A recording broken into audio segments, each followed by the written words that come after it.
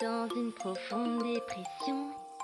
Et c'est de là que part notre super fanfiction. On est votre safe place, nos aventures elles sont space.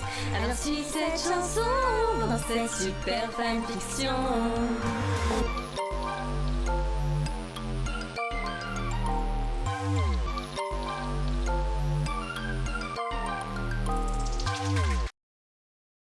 J'ai pas dormi cette nuit, ni la nuit d'avant. En fait, je sais pas comment je fais pour garder encore les yeux ouverts. En plus, il y a une théorie qui dit que quand tu dors pas pendant un long moment, c'est comme si t'étais bourré. Bah là, je suis bourré, mais sans le fun.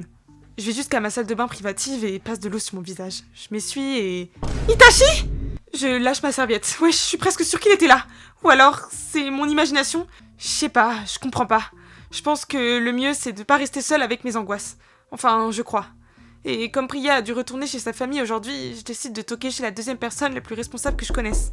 Akane, si c'est pour me refaire bouffer des frites de céleri, je te jure que je vide tous tes tubes d'eyeliner sur les murs. Quoi? Oh, Aiko, salut baby girl, comment ça va? Oula, t'as une sale gueule. Ouais. Je sais pas quel jour on est, j'ai très peu dormi et je vois Itachi partout. Partout? Ouais, genre là, il était dans ta chambre quand t'as ouvert. Ah ouais, t'es atteinte. Bon, viens, entre, on va changer les idées. Ambre me fait entrer dans sa chambre et on s'installe sur son lit. Purée, les oreillers sont trop confortables. J'étais en train de regarder des vidéos sur internet, mais tu préfères qu'on en parle ou... Non. En fait, je sais pas. Je crois que j'ai besoin de dormir, mais j'y arrive pas. Si tu veux, on peut écouter la retranscription audio des cours de Delaney. Je connais rien d'aussi efficace comme somnifère. Je crois que je préfère me prendre une pelle. Oh, t'inquiète, on va se mettre un truc chill. Et toi, tu pourras dormir tranquille. Mon lit est super confortable et en plus je peux veiller sur toi. Je hoche doucement la tête et Ambre sort son ordinateur. Il va sur YouTube et tape résumé foireux. Hey, je connais ça! Je regardais il y a super longtemps. Oh ouais, le créateur doit être super vieux maintenant. Ambre lance une des vidéos, la parodie sur Naruto. Bonjour petit frère. Je me relève en sursaut. Mon frère, il est partout. Je suis suivie. C'est un complot. Aiko! Itachi! Oupsie! Attends, on peut regarder celui de Nana si tu veux. Les lesbiennes, t'adores les lesbiennes! Non. Allez, je vais plutôt aller me faire un truc à manger, hein. Genre des tacos, des gros tacos. Je sors rapidement de la chambre d'Ambre. Je deviens fou. Ça va, Yuki? Ouais, non, pas trop. J'ai pas dormi énormément. Aiko faisait que de faire des terreurs nocturnes au début, et maintenant elle a juste abandonné l'idée de dormir. Du coup, on se relaie pour veiller sur elle, mais je dois dire que je m'inquiète. Encore l'histoire avec son frère? Ouais, mais je sais pas quoi faire pour l'aider, c'est deep. Castiel vient s'asseoir à côté de moi sur le lit. Ouais, pareil. Je t'avoue, je comprends plus rien. Ça part dans tous les sens, cette fanfic. Bah, c'est pas super compliqué en soi. Tu sais qu'Aiko est ma cousine. Ouais, quand même, je suis pas largué à ce point. J'attrape un morceau de papier et un stylo rose à paillettes. Je pense que ce serait plus sage de noter tout ce qu'on sait. Rassembler les indices, comme dans Scooby-Doo, tu sais. Il y a des milliards et des milliers de séries d'enquêtes et ta première rêve, c'est Scooby-Doo? Ah, c'est pas le sujet. Bon, alors, je me concentre et commence à écrire. Aiko est ma cousine. Son père est un ivrogne alcoolique. Sa mère est décédée. Et son frère ressuscité. Oh, la gueule de la famille. Moi, mon père est mort aussi. Et ma mère m'a abandonnée, mais je sais pas pourquoi. Tout est flou après mon voyage aux États-Unis. Tu penses que c'est lié? J'en sais rien, mais ce qui est sûr, c'est qu'il nous manque des pièces du puzzle. Un jour, Akane m'a dit que ma mère l'avait sauvée. Mais pareil, j'en ai aucun souvenir. Ça devait être avant mon voyage. J'ai l'impression qu'on s'égare. Akane, elle fout quoi au milieu de tout ça? J'en sais rien, je te dis ce dont je me rappelle. Peut-être que des choses qui nous échappent apparaîtront comme ça. Ouais, je vois. Et le frère d'Aiko, tu sais de quoi il est mort? Ah, ça remonte. Moi, j'ai que des souvenirs de lui en vie. Mais Aiko m'a dit qu'il y avait eu un incendie dans son manoir. Donc sa mère est morte à ce moment-là aussi. Non, elle s'est fait écraser par un jaguar. Quoi? Laisse tomber, ça rime à rien. Si Itachi n'est pas mort dans l'incendie, ça veut dire que quelqu'un l'a sorti de là et l'a enlevé. Ou alors c'est lui qui a allumé le feu. Quoi? Bah ouais, vu la gueule de votre famille, ça m'étonnerait même pas. Tu sais qu'il y a beaucoup d'histoires de gamins pyromanes? Mais ça a pas de sens. Itachi avait une vie incroyable. Pourquoi il aurait... Ça reste que des théories pour l'instant, mais note-le au cas où. Dans tous les cas, ce qu'on sait, c'est que c'est devenu un mec étrange, et qui cherche à tuer des gens. Comme ma mère? Tu penses que c'est lié? J'en sais rien, je pense pas. Quand ma mère exerçait son métier aux States, j'ai jamais vu Itachi. Mais mes souvenirs sont tellement flous. On a quand même pas mal de pistes, mais le truc le plus important qui nous manque, c'est son mobile. Il a quand même essayé de tuer Teta. Qui était le meilleur ami d'Aiko? Mais Teta, c'est pas vraiment une menace. Enfin, no offense, mais il a aucun charisme. Sauf s'il s'apprêtait à dire à Aiko que son frère adoré était devenu un tueur. Pourquoi Itachi voulait pas que sa sœur le voie? C'est vraiment trop bizarre. Ça fait mal à ma petite tête. Je regarde les gribouillis roses sur ma feuille. En fait, c'était trop dur de prendre des notes, alors j'ai dessiné un cœur. Tiens, Castiel, un cœur rose paillette pour toi. Ouais. Oh merci Bubugum, c'est trop mignon. J'ai carrément oublié de quoi on parlait. On va faire des pancakes? Ouais, j'ai grave la dalle.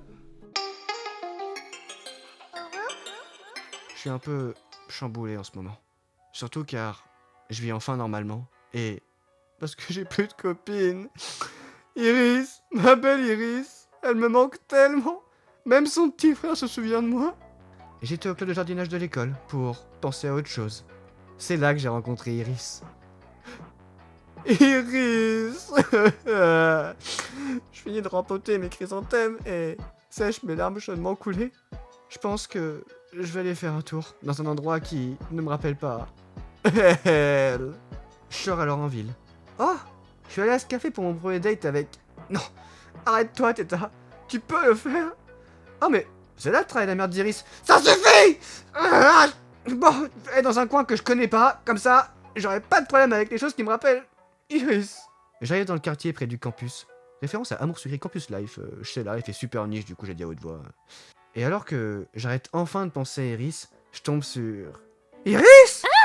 Mais qui êtes-vous? Bah, c'est ton mec, Iris. What the... Ouais, c'est toujours moi, je te l'avais dit. Je suis autiste d'ailleurs, je l'avais pas mentionné dans le dernier POV. C'est cool, je supporte ça. Mais vous êtes qui? Thomas, tu connais ce type? Bah, c'est toujours ton mec, Iris. Ben? Mais j'ai quitté ce nul depuis des mois. Ah non, pas Ben, lui c'est Teta. Ouais, moi c'est Teta. Tu peux enlever tes lunettes? Je te reconnais vraiment pas. J'enlève mes lunettes. C'est censuré. Ouais, c'est chiant, ça m'arrive tout le temps. Pourquoi t'es censuré? C'est normal? Ouais, je crois... Oh, t'as vu ça, Gerboulette? C'est dingue. Bon, on va y aller, hein. Bonne journée à vous, monsieur. Allez, Thomas, viens. Thomas, visiblement plus grand, ne se fait pas emporter par Iris quand elle essaye de le tirer. Il se retourne vers moi. Tu sais, même si quand t'es venu chez nous, tu m'as réveillé à 5h du mat car tu parlais trop fort, entre parenthèses, inspiré d'une histoire vraie, bah, t'es gentil avec ma sœur, et je crois qu'elle est contente avec toi. Je dis bien je crois, car je suis autiste et que je suis pas trop sûr des émotions des gens. Du coup, je suppose. Merci, c'est gentil. C'est vrai que je l'avais réveillé une fois. Sa mère avait voulu appeler les flics car personne ne m'avait reconnu. Sauf Iris, qui m'avait fait sortir par la fenêtre. Thomas et Iris finissent par repartir et... Bordel, elle me manque tellement! Il faut que je trouve un moyen pour qu'elle se souvienne de moi. Quelque chose, n'importe quoi! Mon attention est portée au sol, sur une grosse branche. Non, je vais quand même pas faire ça. J'ai enfin la possibilité de vivre une vie normale. Bon sang, je peux pas laisser tout le monde m'oublier une seconde fois. Et en même temps, Iris, c'est la femme de ma vie. Elle me connaît mieux que n'importe qui. On a tout vécu ensemble. Est-ce que je vais vraiment me tabasser le crâne, simplement par amour? Oui. Je prends la branche, et après quelques secondes d'hésitation, je me donne un grand coup sur la tête. Ah! Je me suis fait écraser par un quad! Bouge de mon chemin, fils de pute! Je me suis cogné fort la tête! Teta? J'ouvre les yeux difficilement. Teta, ça va? Oui, ça va. Merci. Iris? C'est qui ce mec? C'est Teta. Thomas, je te l'ai déjà dit. Hein? Bah, c'est mon copain, Teta. Ah, bref, ça va? Tu as une grosse bosse sur le front. Il était vraiment méchant, ce quad. C'est 3 fois rien, Iris. T'en fais pas. Ça fait du bien d'être de retour. Mais putain, ça fait mal! Je me morfondais dans mon lit. Je n'ai plus envie de voir personne. Je n'ai plus envie de rien. J'avais tellement pleuré que mes yeux étaient rouges et gonflés, comme quand la plante toxique m'a attaqué le visage à cause de Nina. Elle m'a vraiment tout pris. J'entends quelqu'un entrer dans ma chambre, mais je ne bouge pas. Nive, c'est nous. Aiko, viens ici. Aiko? C'est qui Aiko? Pourquoi tu parles de moi? C'est Itachi qui t'a dit mon nom? Aiko, on vient d'en parler. Nive va mal et je t'ai proposé de lui parler. Ah oui. C'est qui, Nive? Priya soupire et s'avance avec Aiko, qui a une tête de zombie dans Walking Dead. Mais je suis trop triste pour avoir peur. Nive, tu veux pas nous expliquer ce qui s'est passé? Toi aussi, y a Itachi qui parle dans ta tête? Aiko! Je me redresse doucement et Priya me prend dans ses bras. Allez, raconte-nous. Lisandre, il veut plus me voir. Il sait que je suis une Yeti-garou à cause de Nina et maintenant, il me déteste. Mais non, mon chou, il te déteste pas, il a juste été déçu et il a besoin d'un peu de temps, mais ça va aller. N'est-ce pas, Aiko? Y a Itachi dans le placard. Non, y a personne. Nive, bon, écoute, tout ce que tu dois faire, c'est retrouver Lisandre pour t'excuser. Je m'excuse Itachi, c'est pas cool, j'ai brûlé le manoir, mais tu sais, j'étais petite et le briquet, il était pas vraiment là. Quoi? Kube, Itachi t'a raconté? On verra ça plus tard. Bon, Nive, écoute, tu penses que tu peux faire ça? Je baisse les yeux. Je ne sais pas. Lisandre était très en colère. Itachi aussi, il est très en colère. Il a tué... enfin non, mais... C'est Itachi dans le miroir. Priya attrape ma lampe de chevet et donne un coup sur la tête de Aiko qui tombe sur mon lit. Bon, au moins elle dort. Nive, Lisandre est en colère, mais seul toi peux l'apaiser. Explique-lui tes raisons. Et s'il me rejette? Au moins tu auras essayé. Crois-moi, c'est le plus important. Priya se redresse et attrape Aiko sur son épaule. Bon, maintenant je vais te laisser méditer. Moi je vais ramener Aiko sur le canapé. Si tu as besoin d'aide, je serai là, ok? Je hoche doucement la tête. Qu'est-ce que je suis censée faire maintenant? En ce moment, c'est la tempête d'émotions à la villa. Hein. Et c'est ok. On est très Montessori. Hein. Ken et Quentin étaient venus pour aider Armin à réparer une énième fois le système d'alarme, hein, qui s'est cassé plusieurs fois de manière mystérieuse. Hein. Moi, j'y connais rien à ces trucs de nerds. Hein. Du coup, je regardais juste avec un martini de poppers dans la main. Ok, maintenant mets le code de carte bleue de ta maman juste ici. Ok. Non, pas une deuxième fois. Oh, presque. Armin, t'as bientôt fini? On doit jouer à Valo là, les mates nous attendent. J'arrive d'ici 5-10 minutes, Rika. Elle est hyper impatiente, ta meuf. Oh là là, Quantichou, t'es aigri aujourd'hui. Hein. Pas plus que d'habitude d'abord. Et voilà, le système est réparé, renforcé en acier galvanisé, un glacier. Trop fort, Armini Daddy. Merci. Ouais, bah toi aussi t'es trop fort, Quentin. Et moi? Toi, t'es un homme petit et faible, mais fort en science. Du coup, tu es fort, babes. Ouais! Bon, j'y vais, je vais jouer avec Rika-chan. Merci du coup de main, les gars. De rien. Toujours là pour les copains! Armin et sa eagle repartent. Hein. Ça sent moins mauvais d'un coup. Hein. Je remarque que Ken et Quentin sont en train de parler entre eux à voix basse. Hein. Well. Hein. Vous me faites des petits secrets? Non, pas du tout. On discute de choses entre Ken. Cool, je peux savoir. Hein. T'es un Ken, toi? Non, donc non. Bah si, mon nom c'est Shinji Piken. Hein. Allez, dites. Hein. Mais vas-y, mais t'as qu'à lui dire, Quentin. Mais chut. Je me rapproche du visage des deux zigotos. Hein. Un grand sourire aux lèvres. Hein. Dire quoi? Hein. Quentin rougit comme le logo de Adobe Acrobat. Hein. Et détourne le regard. Hein. Il est trop beau gosse quand il rougit. Hein. C'est 3 fois rien. Si tu lui dis pas, c'est moi qui lui dis first. Mais arrête, Ken! Allez, Quentin, dis-le que t'es in love de moi, babes. Hein. Ça saute aux yeux. Heart. Hein. Ah, mais comment tu sais que... T'avais dit qu'il savait. Ça se voyait juste à ta façon de réagir quand t'as appris que je suis allé en enfer. Hein. Et puis même avant ça d'ailleurs. J'étais super inquiet, moi. T'es trop choupinou que nouné. Hein. Heart. Hein. Ouais, enfin bon, Ken aussi, il était inquiet. Hein. Ça veut pas dire qu'il était in love de toi, d'abord. Ah bah, un peu, si. Mais en fait, moi c'était surtout au début que j'avais un gros crush sur Shinji. Maintenant, moi. Ouais, enfin, n'importe qui aurait réagi comme ça. Non, babes, non, vraiment pas. Hein. Ben, je suis à court d'arguments. Donc t'es in love de moi? Oui. Ça tombe bien, ça fait un pas en commun. Je me rapproche de Quentin, qui perd tout d'un coup tous ses moyens, et qui vire au rouge drastiquement.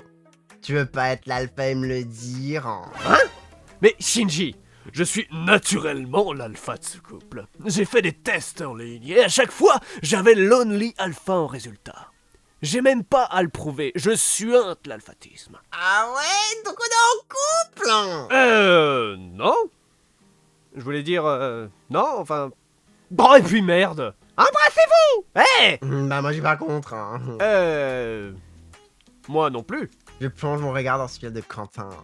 Oh my god. Ça y est, mon heure de gloire est enfin arrivé. Hein. Je vais enfin embrasser mon pain. Nos visages se rapprochent l'un de l'autre. Hein. Et alors que je peux sentir le souffle de Quentin sur ma peau, On est sous attaque! Tous au bunker! Un ordinateur vient de s'écraser au sol à côté de nous. Hein. What the hell? Hein. On voit Armin passer sa tête depuis le premier étage. Hein. Désolé, c'est nous. Rika a donné un petit coup de botte dans son PC car elle a essayé de jouer à Lost in Blue Shipwrecked. Elle travaille encore sur ses anger issues. Allez, dis pardon, Rika. Pardon, je faisais Yuki mais j'ai pas une bonne aim IRL. Ouais, allez, on vous laisse. Et ils repartent. Hein. On s'embrasse du coup. Hein. Ouais? Quentin attrape ma nuque. Hein. Il semble hésiter un moment, mais finit par déposer un doux et long baiser sur mes lèvres. Hein. Oh my dog! Hein. C'est vraiment l'alpha. Il embrasse super bien. Ah! Il finit par se séparer de moi et on se regarde. Damn! Il est tellement bad boy. Par contre, je suis pas vraiment le genre de mec à dire je t'aime tous les soirs en message. Hein. Fais gaffe avec qui tu t'engages. T'inquiète, baby boy. C'est fine by me. Cool. Bon, je vais rentrer. Hein. Alors à demain. Je t'aime. Je t'aime aussi, baby! Un sourire de Neuil s'affiche sur le visage de Quentin. Oh là là, il est tellement gay for me! Il fait le bad boy, mais il a un grand cœur au fond.